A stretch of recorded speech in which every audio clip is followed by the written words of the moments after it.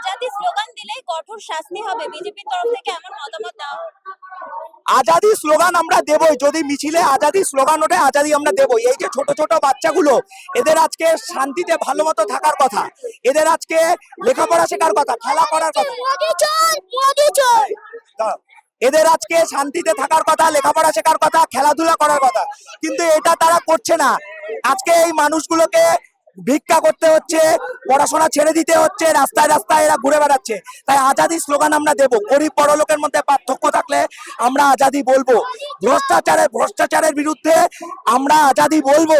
আমরা জাতপাতের বিরুদ্ধে আজাদি বলবো। ধর্মীয় সংকীর্ণতা, প্রাদেশিকতার বিরুদ্ধে আমরা আজাদি বলবো। এবং আমরা যে কোনো ধরনের অন্যায় বা এই যে লিঙ্গ বৈষম্য, তার বিরুদ্ধে আমরা আজাদি বলবো। এবং মাইনরিটি যারা রয়েছে তাদেরকে যদি এলাকা ছাড়া করা হয়, মিথ্যা কেস দেওয়া হয়, তাদেরকে যদি মারা হয়, আমরা আজাদি বলবো। তাতে যদি আমাদের পঙ্গু হয়ে সারা জীবন কাটাতে হয়, তো আমরা তাই কাটাবো।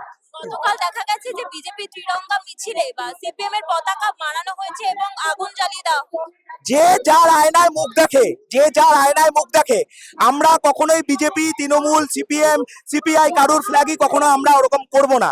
ঠিক আছে, আমরা তুলে হয়তো রেখে দেবো, কিন্তু এরা এইভাবেই ক্ষমতায় এসছে, এইভাবেই বিদ্বেষ দেখিয়ে ক্ষমতায় এসছে।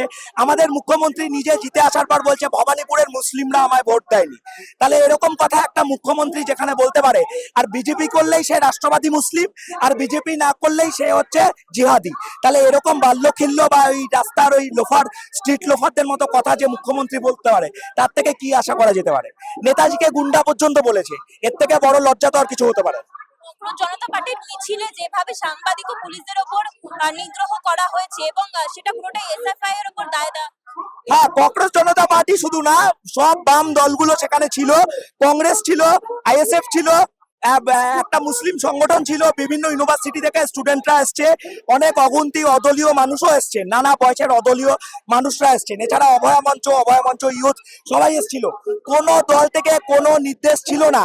আরএসএস এর বদমাস মাওয়ালি রায়োটার্স ঢুকিয়ে দিয়ে ইচ্ছা করে পুলিশকে আক্রমণ করা হয়েছে, ইচ্ছা করে জার্নালিস্টদের মারা হয়েছে, যাতে এটার জন্য পুলিশ লাঠিপেটা করে এবং কিছু মাথা গরম পাবলিক পুলিশকে পাল্টা রিটালিয়েট করে, মাঝখান থেকে প্রোগ্রামটা বন্ডুল হয়ে যায়। কিন্তু আমরা এই ফাঁদে পা দেব না।